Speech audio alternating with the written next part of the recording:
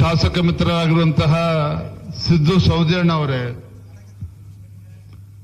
ವಿಧಾನ ಪರಿಷತ್ ಸದಸ್ಯರಾಗಿರುವಂತಹ ಹನುಮಂತ್ ನಿರಾನೀರ್ ಅವರೇ, ಮಂಡಲದ ಅಧ್ಯಕ್ಷರಾಗಿರ್ತಕ್ಕಂಥ ಒಳಬಸ ಬಾಳಶೆಟ್ಟಿ ಅವರೇ, ಮಾಜಿ ಶಾಸಕರು ಹಿರಿಯರಾಗಿರ್ತಕ್ಕಂಥ MK ಪಟ್ಟಣ ಶೆಟ್ಟಿ ಅವರೇ,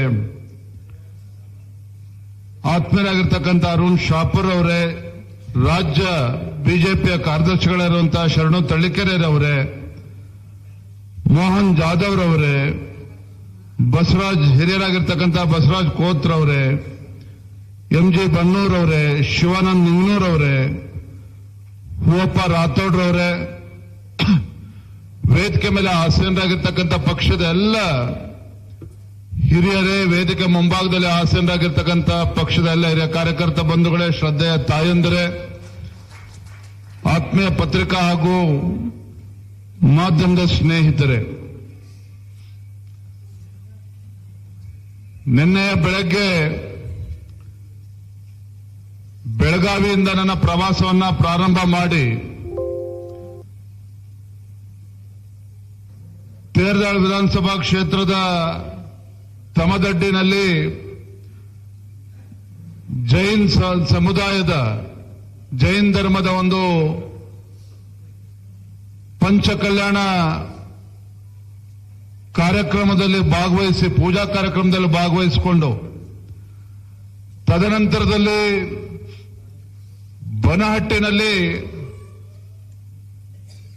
ನೇಕಾರರ ಜೊತೆಲಿ ಒಂದು ಸಂವಾದ ಕಾರ್ಯಕ್ರಮ, ಅದು ಮುಗಿಸ್ಕೊಂಡು ಜಮಖಂಡಿನಲ್ಲಿ ವಿಕಸಿತ ಭಾರತ ಜೀರಾಮ್ಜಿ ಒಂದು ಜನಜಾಗೃತಿ ಒಂದು ಕಾರ್ಯಕ್ರಮನ ಮುಗಿಸ್ಕೊಂಡು ಬೆಳಗ್ಗೆಯಿಂದನೂ ಕೂಡ ಬೆಳಗ್ಗೆ ಪತ್ರಿಕಾಗೋಷ್ಠಿ ಮುಗಿಸ್ಕೊಂಡು ಬೀಳ್ಗಿಗೆ ಬರೋದಕ್ಕೆ 2 ತಾಸು ತಡ ಆಗಿದೆ. ದಯವಿಟ್ಟು ನಿಮ್ಮೆಲ್ಲರಲ್ಲೂ ಕೂಡ ಕ್ಷಮೆನ ಯಾಚಿಸ್ತೇನೆ. ಯಾಕೆ ಅಂತ ಹೇಳಿದ್ರೆ ದಾರಿ ಉದ್ದಕ್ಕೂ ಸಹ ಗ್ರಾಮಗಳಲ್ಲಿ ಪಕ್ಷದ ಕಾರ್ಯಕರ್ತರು, ಅಭಿಮಾನಿಗಳು, ವಿಜೇಂದ್ರ ಅವರು ಬರ್ತಾ ಇದ್ದಾರೆ, ಅವ್ರಿಗೆ ಹಾರ ಹಾಕ್ಬೇಕು, ಫೋಟೋ ಹೊಡಿಸ್ಕೋಬೇಕು ಅನ್ನೋ ಅಭಿಲಾಷೆ. ಹಾಗಾಗಿ ಯಾರಿಗೂ ಕೂಡ ಇಲ್ಲ ಅನ್ನೋದಕ್ಕೆ ಸಾಧ್ಯ ಆಗಲಿಲ್ಲ. ಬಹುತೇಕ ಎಲ್ಲ ಗ್ರಾಮಗಳಲ್ಲೂ ಕೂಡ ನಿಲ್ಲಿಸೋರ್ನೆಲ್ಲರನ್ನು ಕೂಡ ಮಾತನಾಡಿಸಿ ಇಲ್ಲಿ ಬರೋದಕ್ಕೆ ತಡ ಆಗಿದೆ. ಬಂದಂತ ಸಂದರ್ಭದಲ್ಲಿ ವಿಶೇಷವಾಗಿ ನಮ್ಮ ಯುವಕ ಮಿತ್ರರು ಮೋಟಾರ್ ಬೈಕ್ ರ್ಯಾಲಿಯನ್ನ ಮಾಡಿಕೊಂಡು ಬಹಳ ಅದ್ದೂರಿಯಾಗಿ ನನ್ನನ್ನು ಸ್ವಾಗತ ಮಾಡಿದ್ದಾರೆ. ತಮ್ಮೆಲ್ಲರ ಪ್ರೀತಿ ವಿಶ್ವಾಸಕ್ಕೆ ಋಣಿಯಾಗಿದ್ದೇನೆ ಅನ್ನೋ ಮಾತನ್ನ ಈ ಸಂದರ್ಭದಲ್ಲಿ ಹೇಳುತ್ತಾ, ದೇಶದ ಹೆಮ್ಮೆಯ ಪ್ರಧಾನಮಂತ್ರಿ ನರೇಂದ್ರ ಮೋದಿಜಿಯವರು ಮೊನ್ನೆ ಪಾರ್ಲಿಮೆಂಟ್ನಲ್ಲಿ ವಿಕಸಿತ ಭಾರತ್ ಜಿ ರಾಮ್ಜಿ ಒಂದು ಹೊಸ ಕಾಯ್ದೆಯನ್ನ ಅನುಷ್ಠಾನಕ್ಕೆ ತರುವಂತ ಕೆಲಸ ಮಾಡಿದ್ದಾರೆ. ಹಿಂದೇನು ಕೂಲಿಗಾಗಿ ಕಾಳು ಅಂತ ಇತ್ತು, ತದನಂತರದಲ್ಲಿ ಉದ್ಯೋಗ ಖಾತ್ರಿ ಆಯಿತು, ತದನಂತರದಲ್ಲಿ ಮನ್ರೇಗಾ ಆಯಿತು. ಇವತ್ತು ಅದಕ್ಕೆ ಒಂದು ಹೊಸ ರೂಪವನ್ನು ಕೊಟ್ಟು ಸಾಕಷ್ಟು ಸುಧಾರಣೆಗಳನ್ನು ಅದರಲ್ಲಿ ತಂದು ಭ್ರಷ್ಟಾಚಾರಕ್ಕೆ ಕಡಿವಾಣ ಹಾಕಿ ಕೇಂದ್ರ ಸರ್ಕಾರ ನರೇಂದ್ರ ಮೋದಿಜಿಯವರು ಅದನ್ನು ಅನುಷ್ಠಾನಕ್ಕೆ ತಂದಿದ್ದಾರೆ. ಸಹಜವಾಗಿಯೇ ಕಾಂಗ್ರೆಸ್ನವರು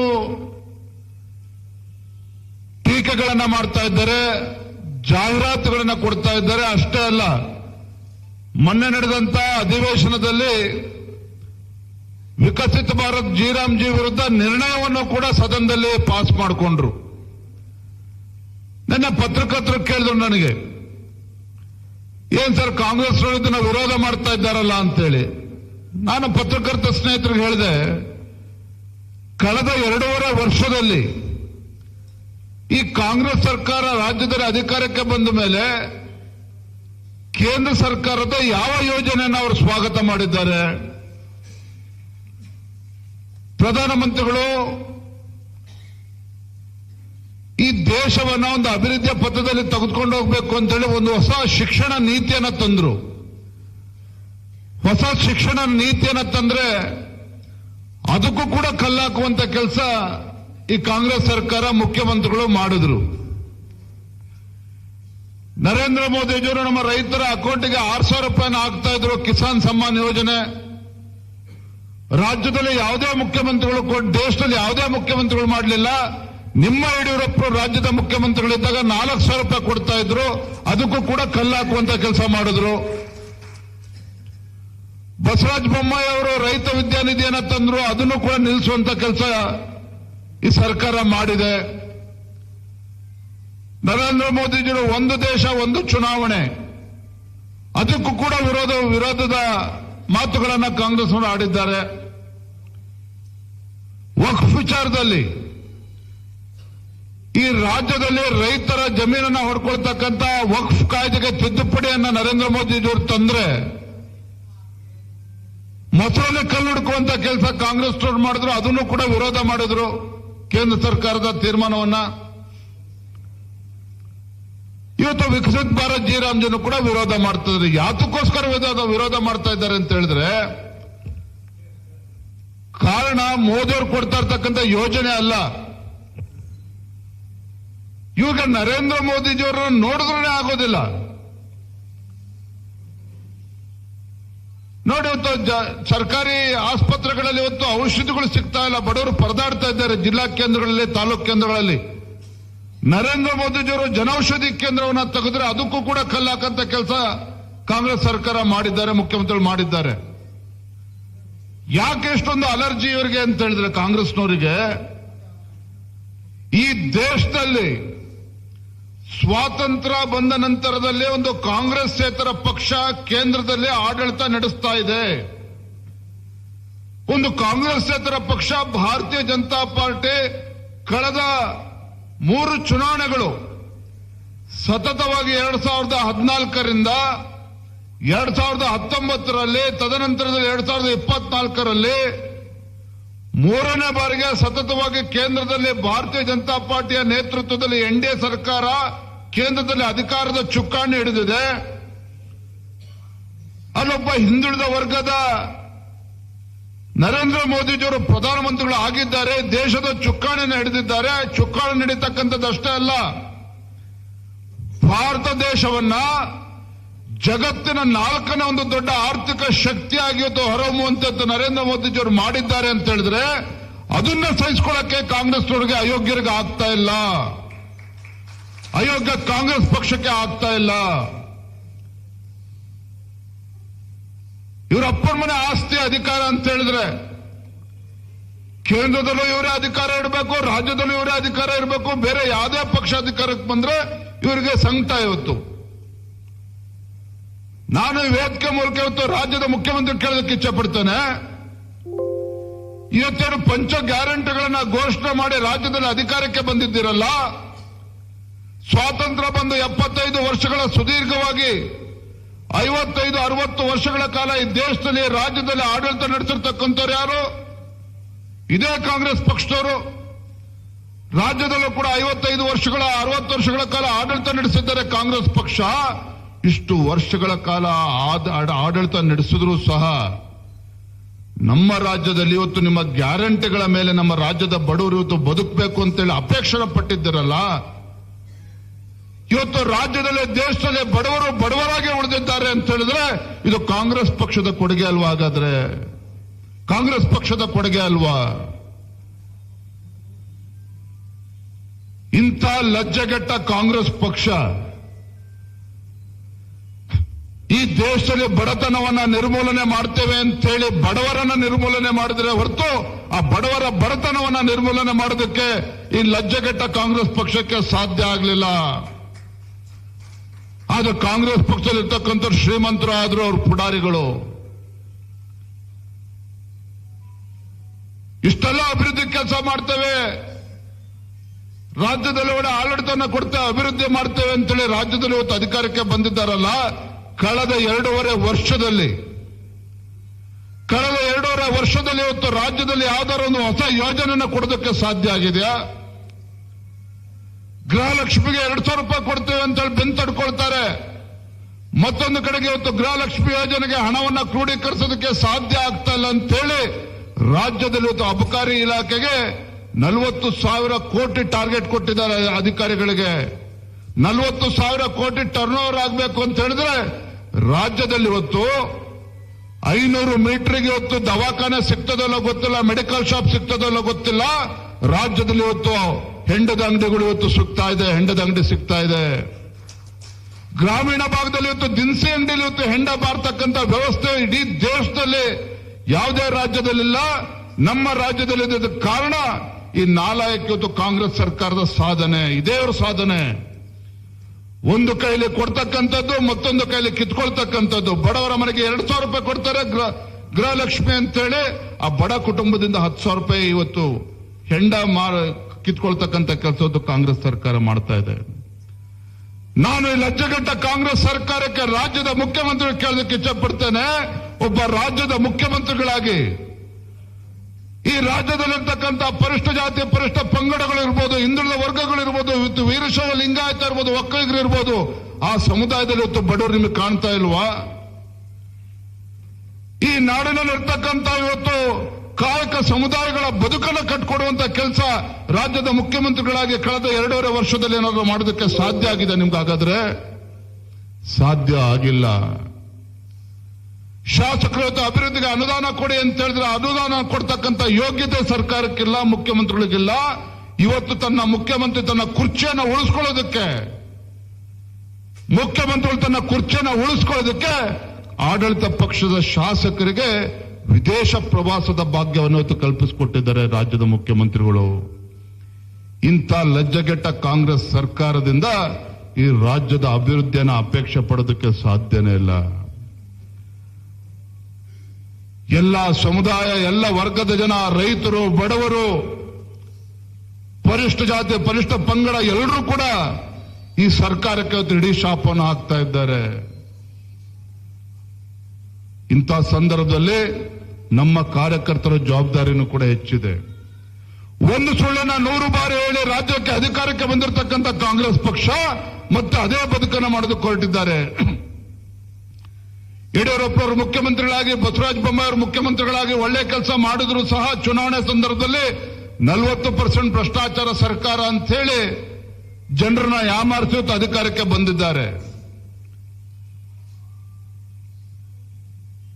ಅದೇ ರೀತಿ ಸುಳ್ಳನ್ನ ಹೇಳಿ ಕೇಂದ್ರ ಸರ್ಕಾರದ ಮೇಲೆ ಅಪಪ್ರಚಾರವನ್ನ ಮಾಡಿ ಮತ್ತೆ ರಾಜ್ಯದ ಜನರನ್ನ ಅಡ್ಡದಾರಿಗೆ ತೆಗೆದುಕೊಂಡು ಹೋಗ್ತಕ್ಕಂಥದ್ರಲ್ಲಿ ಯಶಸ್ವಿ ಆಗ್ಬೋದು ಅನ್ನೋ ಭ್ರಮೆನಲ್ಲಿ ಇವತ್ತಿದ್ದಾರೆ. ಮಾನ್ಯ ಮುಖ್ಯಮಂತ್ರಿಗಳೇ, ಜನರನ್ನ 1 ಬಾರಿ ಮೋಸ ಮಾಡಬಹುದು, 2 ಬಾರಿ ಮೋಸ ಮಾಡಬಹುದು. ಆದರೆ ರಾಜ್ಯದ ಜನ ಇವತ್ತು ಸಂಕಲ್ಪ ಮಾಡಿದ್ದಾರೆ, ರಾಜ್ಯದಲ್ಲಿ ಯಾವತ್ತೇ ಚುನಾವಣೆ ನಡೆದರೂ ಸಹ ಕಾಂಗ್ರೆಸ್ ಪಕ್ಷವನ್ನು ಧೂಳಿಪಟ ಮಾಡಬೇಕು ಅಂತೇಳಿ ರಾಜ್ಯದ ಜನ ಇವತ್ತು ಸಂಕಲ್ಪ ಮಾಡಿದ್ದಾರೆ. ಅಷ್ಟೇ ಅಲ್ಲ, ಈ ರೈತ ವಿರೋಧಿ, ಬಡವರ ವಿರೋಧಿ, ಹಿಂದುಳಿದ ವರ್ಗಗಳು, ಪರಿಷ್ಠ ಜಾತಿ ಪರಿಷ್ಠ ಪಂಗಡಗಳ ವಿರೋಧಿ ಈ ಕಾಂಗ್ರೆಸ್ ಸರ್ಕಾರ ಏನಿದೆ, ಈ ಕಾಂಗ್ರೆಸ್ ಸರ್ಕಾರ ಭ್ರಷ್ಟ ಸರ್ಕಾರವನ್ನ ಬುಡ ಸಮೇತ ಕಿತ್ತಾಕ್ತಕ್ಕಂಥ ಶಕ್ತಿ ನಮ್ಮ ಭಾರತೀಯ ಜನತಾ ಪಾರ್ಟಿಯ ಕಾರ್ಯಕರ್ತರಿಗಿದೆ. ಇದನ್ನು ಯಾರು ಕೂಡ ತಡೆಯೋದಕ್ಕೆ ಸಾಧ್ಯ ಇಲ್ಲ, ಯಾರಿಗೊಂದಲೂ ಕೂಡ ತಡೆಯೋದಕ್ಕೆ ಸಾಧ್ಯ ಇಲ್ಲ. ನಾನು ಈ ಸಂದರ್ಭದಲ್ಲಿ 2 ವಿಚಾರಗಳನ್ನು ಉಲ್ಲೇಖ ಮಾಡಿ ನಾನು ಮಾತನ್ನು ಮುಗಿಸ್ತೇನೆ. ಈ ಸಭೆಯಲ್ಲಿ ನಮ್ಮ ವಿಧಾನಸಭಾ ಕ್ಷೇತ್ರದ BLA 2ಗಳು ತಾವೆಲ್ಲರೂ ಕೂಡ ಬಂದಿದ್ದೀರಿ. ಚುನಾವಣಾ ಆಯೋಗ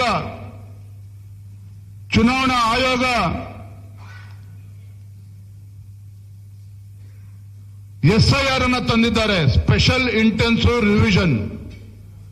ಮತದಾರರ ಪಟ್ಟಿಯ ಪರಿಷ್ಕರಣೆ ಮಾಡುವಂತ ನಿರ್ಧಾರ ನರೇಂದ್ರ ಮೋದಿಜಿಯವರು ಮಾಡಿರುವಂತದ್ದಲ್ಲ, ದೇಶದ ಚುನಾವಣಾ ಆಯೋಗ ತೀರ್ಮಾನ ಮಾಡಿರುವಂತದ್ದು. ಏನಾಗಿದೆ ಅಂತ ಹೇಳಿದ್ರೆ, ವೆಸ್ಟ್ ಬೆಂಗಾಲ್ ಉದಾಹರಣೆ ಹೇಳ್ತೇನೆ. ವೆಸ್ಟ್ ಬೆಂಗಾಲಲ್ಲಿ ಇಲ್ಲಿ ಮಮತಾ ಬ್ಯಾನರ್ಜಿ ಸರ್ಕಾರ ಇದೆ. ಎಷ್ಟ ವಿಚಿತ್ರ ಅಂತ ಹೇಳಿದ್ರೆ, ವೆಸ್ಟ್ ಬೆಂಗಾಲಲ್ಲಿ ಅಂಕಿಅಂಶಗಳನ್ನು ನೋಡಿದಾಗ ಕಳೆದ 20 ವರ್ಷದಲ್ಲಿ ಪಶ್ಚಿಮ ಬಂಗಾಳದಲ್ಲಿ ಯಾರೂ ಹುಟ್ಟೇ ಇಲ್ಲ, ಮತ್ತೆ ಯಾರೂ ಸತ್ತೂ ಇಲ್ಲ ಕಳೆದ 20 ವರ್ಷದಲ್ಲಿ. ಹಾಗಾಗಿ ಮತದಾರ ಪಟ್ಟಿನಲ್ಲಿ 25 ವರ್ಷದಿಂದ ಯಾರ್ಯಾರಿದ್ರು ಅವರೆಲ್ಲರೂ ಕೂಡ ಇದ್ದಾರೆ. ಕೆಲವರು ಸ್ವರ್ಗ ಸೇರಿರ್ಬೋದು, ಕೆಲವರು ಇನ್ನೆಲ್ಲ ಸೇರಿರ್ಬೋದು, ಅವರು ಕೂಡ ಮತದಾರ ಪಟ್ಟಿನಲ್ಲಿದ್ದಾರೆ. ಆ ಎಮ್ಮನು ಕೂಡ ಸುಪ್ರೀಂ ಕೋರ್ಟ್ ಅಲ್ಲಿ ವಾದ ಮಂಡನೆ ಮಾಡಿದ್ರು. ಇಲ್ಲೂ ಕೂಡ ಕಾಂಗ್ರೆಸ್ ವಿರೋಧ ಮಾಡ್ತಾ ಇದ್ದಾರೆ. ಯಾಕೆ ಅಂತ ಹೇಳಿದ್ರೆ, ಮೊನ್ನೆ ಬಿಹಾರದಲ್ಲಿ ಸುಮಾರು 45 ಲಕ್ಷ ಮತದಾರರನ್ನ ಕೈ ಬಿಡುವಂತ ಕೆಲಸ ಚುನಾವಣಾ ಆಯೋಗದ ಕಡೆಯಿಂದ ಆಗಿರೋದು. ಮೊನ್ನೆ ಉತ್ತರ ಪ್ರದೇಶದಲ್ಲೂ ಕೂಡ 65 ಲಕ್ಷ ಮತದಾರರು, ಕೊಟ್ಟೆ ಮತದಾರರು ಅಂತ ಏನ್ ಕರಿತೇವಲ್ಲ, ಕೆಲವರು ಬದುಕಿಲ್ಲ, ಸತ್ತೋಗಿದ್ದಾರೆ, ಕೆಲವರು 17 ವರ್ಷ ಆಗಿದ್ರು ಕೂಡ ವೋಟರ್ ಲಿಸ್ಟ್ಗೆ ಎನ್ರೋಲ್ಮೆಂಟ್ ಮಾಡ್ಕೊಂಡಿದ್ದಾರೆ. ಇನ್ನ ಕೆಲವು ಮತದಾರರು 3 ವಿಧಾನಸಭಾ ಕ್ಷೇತ್ರದಲ್ಲಿ ಅವ್ರ ಹೆಸರು ಇರ್ತದೆ. ಇನ್ನು ಕರ್ನಾಟಕದಲ್ಲಂತೂ ಕೂಡ ಅಕ್ರಮ ವಲಸಿಗರು ಬಾಂಗ್ಲಾದೇಶವನ್ನು ಕೂಡ ಮತದಾರರಿಗೆ ಪಟ್ಟಿ ಸೇರಿಸುವಂತ ಕೆಲಸ ಮಾಡಿದ್ದಾರೆ. ಪಾಪ ಅವ್ರದ್ದು, ಕಾಂಗ್ರೆಸ್ ಅವ್ರದ್ದು ತಪ್ಪಲ್ಲ, ರಾಜ್ಯದ ಜನ ಅಂತೂ ಇವ್ರ ಬಗ್ಗೆ ವಿಶ್ವಾಸ ಹೊರಟೋಗಿದೆ. ಹಾಗಾಗಿ ಈ ರೀತಿ ಅಡ್ಡದಾರಿ ಹಿಡ್ಕೊಂಡು, ಈ ಕೊಟ್ಟ ಮತದಾರರನ್ನು ಹಿಡ್ಕೊಂಡು ಚುನಾವಣೆ ಗೆಲ್ಲಬೇಕು ಅನ್ನೋ ಭ್ರಮೆನಲ್ಲಿ ಅವರು ಇದ್ದಾರೆ. ಹಾಗಾಗಿ ಇವತ್ತು ನಮ್ಮ BLA 2 ನಮ್ಮೆಲ್ಲರ ಜವಾಬ್ದಾರಿ ಇದೆ. ಮುಂದಿನ ಚುನಾವಣೆಯಲ್ಲಿ ಮತ್ತೊಮ್ಮೆ ಭಾರತೀಯ ಜನತಾ ಪಾರ್ಟಿ ಗೆಲ್ಲಬೇಕು ಅಂತ ಹೇಳಿದ್ರೆ, ನಮ್ಮ BLA 2ಗಳೇನಿದ್ದೀರಿ, ನಮ್ಮ ಬೂತ್ಗಳಲ್ಲಿ ಬಿಜಾಪುರ ಜಿಲ್ಲೆಯಲ್ಲಿ ಏನಾಗ್ತಾ ಇದೆ, ಅಥವಾ ಇಲ್ಲಿ ಜಮಖಂಡಿನಲ್ಲಿ ಏನಾಗ್ತಾ ಇದೆ, ಬಾಗಲಕೋಟೆಯಲ್ಲಿ ಏನಾಗ್ತದೆ, ಅದ್ರ ಬಗ್ಗೆ ತಲೆ ಕೆಡಿಸ್ಕೋಬೇಡಿ. ನಮ್ಮ ಬೀಳಗಿ ವಿಧಾನಸಭಾ ಕ್ಷೇತ್ರದ ನಮ್ಮ ಬೂತ್ನಲ್ಲಿರ್ತಕ್ಕಂಥ, ನಮ್ಮ ಮತಗಟ್ಟೆಯಲ್ಲಿರ್ತಕ್ಕಂಥ ಮತದಾರರ ಪಟ್ಟಿ ಏನಾಗಿದೆ, ಹೊಸಬ್ರನ್ನ ಯಾರು ಸೇರಿಸಬೇಕು, ಯಾರು ಬೆಂಗಳೂರಿನಲ್ಲಿದ್ದಾರೆ, ಬಾಂಬೆನಲ್ಲಿದ್ದಾರೆ, ಉದ್ಯೋಗ ಹುಡ್ಕೊಂಡು ಬೇರೆ ಬೇರೆ ಕಡೆ ಹೋಗಿದ್ದಾರೆ, ಅವರು ಅಲ್ಲಿ ವೋಟರ್ ಲಿಸ್ಟ್ಗೆ ಎನ್ರೋಲ್ಮೆಂಟ್ ಆಗೋದ್ರಿಂದ ನಮಗೆ ಪ್ರಯೋಜನ ಆಗೋದಿಲ್ಲ. ನಮ್ಮ ವಿಧಾನಸಭಾ ಕ್ಷೇತ್ರದಲ್ಲಿ ಅವರು ಎನ್ರೋಲ್ಮೆಂಟ್ ಆಗಬೇಕು, ಮತದಾರ ಪಟ್ಟಿ ಸೇರಿಸಬೇಕು, ಅದನ್ನೂ ಗಮನಿಸಬೇಕು. ಯಾರಿನ್ನು ಮೂರು ಕಡೆ 3 ವಿಧಾನಸಭಾ ಕ್ಷೇತ್ರದಲ್ಲಿ ಸೇರಿಸಿಕೊಂಡಿದ್ದಾರೆ ಅಂತ ಹೆಸರನ್ನ ಬಿಡುವಂತ ಕೆಲಸ ಆಗಬೇಕು. ಯಾರು ಕೆಲವು ಸ್ವರ್ಗಕ್ಕೆ ಸೇರಿದ್ರು ಕೂಡ ಇನ್ನೂ ಪಟ್ಟಿ, ಮತದಾರ ಪಟ್ಟಿನಿಂದ ಅವರನ್ನ ಬಿಡುವಂತ ಕೆಲಸ ಕೂಡ ಆಗಬೇಕು. ಇದು ಯಾರ ಕರ್ತವ್ಯ? ನಮ್ಮೆಲ್ಲರ ಕರ್ತವ್ಯ ಅದು. ಹಾಗಾಗಿ ಆ ನಿಟ್ಟಿನಲ್ಲಿ ನೀವೆಲ್ಲರೂ ಕೂಡ ಗಮನ ಹರಿಸಬೇಕು ಅನ್ನೋ ಮಾತನ್ನ ಹೇಳ್ತಾ, ಇನ್ನು ವಿಶೇಷವಾಗಿ ವಿಕಸಿತ ಭಾರತ ರಾಮ್ಜಿ ಸೂಕ್ಷ್ಮವಾಗಿ ಹೇಳ್ಬಿಡ್ತೀನಿ, ನಿಮ್ಮೆಲ್ಲರೂ ಕೂಡ ಮಾಹಿತಿ ಇದೆ. ನರೇಂದ್ರ ಮೋದಿಜಿಯವರು ಮಾಡಿರ್ತಕ್ಕಂಥ ಬದಲಾವಣೆ ಏನು? ಮುಂಚೆ ಏನಾಗ್ತಿತ್ತು, ಮನ್ರೇಗಾದಲ್ಲಿ ಒಂದು ಗುಂಡಿ ತೆಗಿತಾ ಇದ್ರು, ಅದೇ ಗುಂಡಿ ಮುಚ್ಚುತ್ತಾ ಇದ್ರು. ಒಂದು ಗುಂಡಿ ತೆಗಿಯೋದು, ಅದೇ ಗುಂಡಿಯನ್ನು ಮುಚ್ಚೋದು. 20 ಜನ ಕೆಲಸ ಮಾಡಿದ್ರೆ 100 ಜನ ಕಾಮಗಾರಿ ಮಾಡಿದ್ರೆ ಅಂತೇಳಿ 100 ಜನದ ಪಟ್ಟಿ ತೋರಿಸಿ ಆ ದುಡ್ಡನ್ನ ಹೊಡ್ಕೊಂಡು ಕಾಂಗ್ರೆಸ್ ಕಾರ್ಯಕರ್ತರು ತಮ್ಮ ಹೊಟ್ಟೆ ತುಂಬಿಸ್ಕೊಳ್ತಕ್ಕಂಥ ಕೆಲಸ ಮಾಡ್ತಾ ಇದ್ರು. ಆದ್ರೆ ಈಗ ಮೋದಿ ಅವರು ಏನ್ ಮಾಡಿದ್ದಾರೆ, ಏನು ಕಾಮಗಾರಿ ಆಗ್ತಾ ಇದೆ, ಹಂತ ಹಂತವಾಗಿ ಅದು ಕಾಮಗಾರಿಯ ಬೆಳವಣಿಗೆ ಏನು ಅದೆಲ್ಲವೂ ಕೂಡ ಅಪ್ಡೇಟ್ ಮಾಡಬೇಕಾಗತ್ತೆ ಕಂಪ್ಯೂಟರ್ ಮೂಲಕ. ಎಷ್ಟು ಜನ ಕೆಲಸ ಮಾಡಿದ್ದಾರೆ, ಎಷ್ಟೋ ಕಡೆ 25 ಜನ ಬಂದು ಗಂಡ್ಮಕ್ಳು ಬುರ್ಕ ಹಾಕೊಂಡು ಕಾಮಗಾರಿ ಮಾಡಿದೀವಿ ಅಂತೇಳಿ 100 ಜನದ ಲೆಕ್ಕ ಕೊಟ್ಟಿರ್ತಕ್ಕಂಥ ಉದಾಹರಣೆ ಕೂಡ ನಮ್ಮ ರಾಜ್ಯದಲ್ಲಿದೆ. ಆದ್ರೆ ಇವತ್ತು ಮೋದಿ ಅವರು ಎಲ್ಲವನ್ನೂ ಕೂಡ ಪಾರದರ್ಶಕವಾಗಿ ಎಷ್ಟು ಜನ ಕೆಲಸ ಮಾಡಿದ್ದಾರೆ, ಏನ್ ಕೆಲಸ ಮಾಡಿದ್ದಾರೆ, ಏನ್ ಪ್ರೋಗ್ರೆಸ್ ಆಗಿದೆ ಮಾಹಿತಿ ದೆಹಲಿಗೆ ತಲುಪ್ತದೆ. ಎರಡನೇದು ಅಪಪ್ರಚಾರ ಏನು? ನರೇಂದ್ರ ಮೋದಿಜಿಯವರು ಬಂದ್ಮೇಲೆ ನಮ್ಮ ಗ್ರಾಮ ಪಂಚಾಯತಿಯಲ್ಲಿ ಏನ್ ಕೆಲಸ ಆಗಬೇಕು ಮೋದಿಯವರು ತೀರ್ಮಾನ ಮಾಡ್ತಾರೆ. ಇದು ಕಾಂಗ್ರೆಸ್ ಸರ್ಕಾರ ಅಪಪ್ರಚಾರ ಮಾಡ್ತದೆ, ಅದು ಸತ್ಯಕ್ಕೆ ದೂರ ಆಗಿರುವಂತದ್ದು. ನಮ್ಮ ಗ್ರಾಮ ಸಭೆಗಳಲ್ಲಿ ಏನ್ ತೀರ್ಮಾನ ಮಾಡಬೇಕು, ಇವತ್ತು ಅಲ್ಲಿ ಕೆರೆ ಕಟ್ಟೆಗಳನ್ನು ಸರಿಪಡಿಸಬೇಕಾ, ಅಂಗನವಾಡಿ ಕೇಂದ್ರ ಸರಿಯಾಗಬೇಕಾ, ಗ್ರಾಮ ಸಭೆಯಲ್ಲಿ ಏನ್ ತೀರ್ಮಾನ ಆಗ್ತದೆ ಆ ತೀರ್ಮಾನಕ್ಕೆ ಅವರು ಅಪ್ರೂವಲ್ ಕೊಡ್ತಾರೆ, ಕೇಂದ್ರದಿಂದ ಮಾಡುವಂತದ್ದಲ್ಲ. ಆದ್ರೆ ನಾಲಾಯಕ್ ಅವರು ಸದನದಲ್ಲಿ ಇದನ್ನ ಹೇಳಿದ್ದಾರೆ ಕಾಂಗ್ರೆಸ್ನವರು. ಹಿಂದೆ UPA ಸರ್ಕಾರ ಇದ್ದಾಗ ಒಬ್ಬ ಕೂಲಿ 170 ರೂಪಾಯಿ ಕೊಡ್ತಾ ಇದ್ರು, ತದನಂತರದಲ್ಲಿ 350 ರೂಪಾಯಿ ಆಯ್ತು. ಈಗ ಹೊಸದಾಗಿ ಏನ್ ಮಾಡಿದ್ದಾರೆ, ಕಡಿಮೆ ಮಾಡಿಲ್ಲ, 375 ರೂಪಾಯಿ ಮಾಡಿದ್ದಾರೆ. ಇದ್ರ ಪರಿಣಾಮ ಏನು ಅಂತ ಹೇಳಿದ್ರೆ, ಆ ಬಡ ಕುಟುಂಬಕ್ಕೆ ವಾರ್ಷಿಕವಾಗಿ ಕನಿಷ್ಠ 45,000 ರೂಪಾಯಿ ಆ ಕೂಲಿಗೋಸ್ಕರ ಹಣ ಸಿಗ್ತದೆ. ಈ ರೀತಿ ಒಂದು ಅಮೂಲಾಗ್ರ ಬದಲಾವಣೆ ಮಾಡಿದ್ರು ಸಹ ಬೊಬ್ಬ ಹೊಡಿತಾ ಇದ್ದಾರೆ ಕಾಂಗ್ರೆಸ್ನವರು. ಯಾಕೆ ಅಂದ್ರೆ ನರೇಂದ್ರ ಮೋದಿಜಿಯವರು ಏನ್ ಮಾಡಿದ್ದಾರೆ, 60% ಕೇಂದ್ರ ಸರ್ಕಾರ ಅನುದಾನ, ಇನ್ನ 40% ರಾಜ್ಯ ಸರ್ಕಾರ ದುಡ್ಡು ಕೊಡಬೇಕು. 40% ಲಂಚ ಹೊಡೆಯಕ್ಕೆ ತಯಾರಿದ್ದಾರೆ ಸಿದ್ದರಾಮಯ್ಯ ಸರ್ಕಾರ. ಅದು 40% ದುಡ್ಡು ಕೊಟ್ಟು ಬಡವರಿಗೆ ಅನುಕೂಲ ಮಾಡಬೇಕು, ಅದಕ್ಕೆ ತಯಾರಿಲ್ಲ ಅವರು. ಈ ಕಾಂಗ್ರೆಸ್ ಸರ್ಕಾರದ ಏನಂದ್ರೆ ಬರೀ ಇನ್ಕಮಿಂಗ್ ಅಷ್ಟೇ, ಔಟ್ ಗೋಯಿಂಗ್ ಏನೂ ಇಲ್ಲ. ಬೆಂಗಳೂರಲ್ಲಿ ಬಂದು ಕೇಳಬೇಕು, ನಗಂತ ವಿಚಾರ ಅಲ್ಲ. ಭ್ರಷ್ಟಾಚಾರ ಎಷ್ಟು ಮಿತಿಮೀರಿ ಹೋಗಿದೆ ಅಂತ ಹೇಳಿದ್ರೆ, ಬೆಂಗಳೂರಲ್ಲಿ ಒಬ್ರು ಸಚಿವರು ಓಡಾಡ್ತಾ ಇರ್ತಾರೆ. ಅವ್ರ ಪರಿಸ್ಥಿತಿ ಏನಂದ್ರೆ, ಕಚೇರಿಗಳಿಗೆ ಹೋದ್ರೆ ನೀವೊಂದು ಸೈಟ್ ತಗೋಬೇಕು ಅಂತ ಹೇಳಿದ್ರೆ ಪರ್ ಸ್ಕ್ವೇರ್ ಫೀಟ್ ಲಂಚ ಕೊಡಬೇಕು. ಪರ್ ಸ್ಕ್ವೇರ್ ಫೀಟ್ಗೆ ಇಷ್ಟು ಲಂಚ ಕೊಡಬೇಕು. ನಿಮ್ 40-60 ಸೈಟ್ ಇತ್ತು ಅಂದ್ರೆ 2400 ಸ್ಕ್ವೇರ್ ಫೀಟ್ ಆಯ್ತು. 2400 ಸ್ಕ್ವೇರ್ ಫೀಟ್ ಇದ್ರೆ 1 ಸ್ಕ್ವೇರ್ ಫೀಟ್ಗೆ ಇಷ್ಟು ಲಂಚ ಕೊಡಬೇಕು. ಯಾವ್ದಾರ ಮಾನ ಮರ್ಯಾದೆ ಇರ್ತಕ್ಕಂಥ ಸರ್ಕಾರ ನಡ್ಕೊಳ್ತಕ್ಕಂಥ ರೀತಿನ ಇದಾಗಾದ್ರೆ, ಲಂಚ ಹೊಡ್ಕೊಂಡು ಲೂಟಿ ಮಾಡೋದಕ್ಕೆ ತಯಾರಿದ್ದಾರೆ. ಆದತ್ತು ಮನ್ರೇಗಾ ಇವತ್ತು ವಿಕಸಿತ್ ಭಾರತ್ ಜಿ-ರಾಮ್ಜಿನಲ್ಲಿ 40% ಶೇರ್ ಕೊಡೋದಕ್ಕೆ ಅವರು ತಯಾರಿಲ್ಲ. ಇಂಥ ಅಯೋಗ್ಯ ಕಾಂಗ್ರೆಸ್ ಸರ್ಕಾರಕ್ಕೆ ಬಡವರ ಬಗ್ಗೆ ಕಾಳಜಿ ಇದ್ದಿದ್ದೇ ಆಗಿದ್ದಿದ್ರೆ ಇವತ್ತು ವಿಕಸಿತ ಭಾರತ್ ಜಿ-ರಾಮ್ಜಿನ ವಿರೋಧ ಮಾಡ್ತಾ ಇರಲಿಲ್ಲ.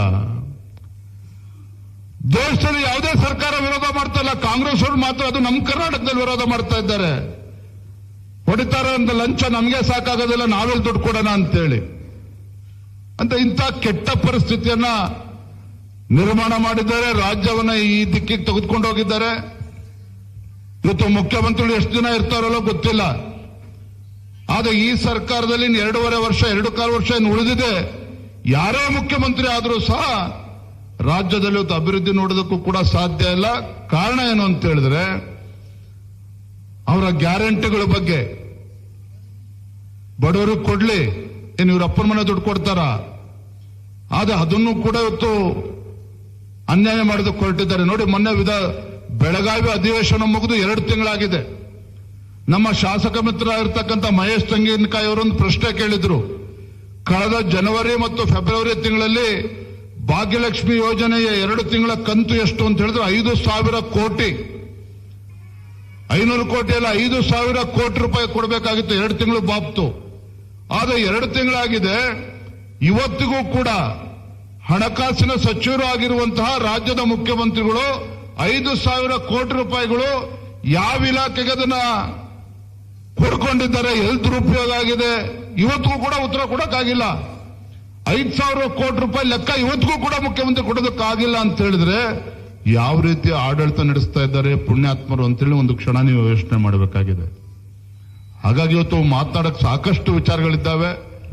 ಮುಂದಿನ ದಿನಗಳಲ್ಲಿ ಮತ್ತೆ ಬರ್ತಾನೆ. ಯಾಕಂತ ಹೇಳಿದ್ರೆ ಬಾಗಲಕೋಟೆಯ ಉಪಚುನಾವಣೆ ಕೂಡ ಇರುವಂತದ್ದು.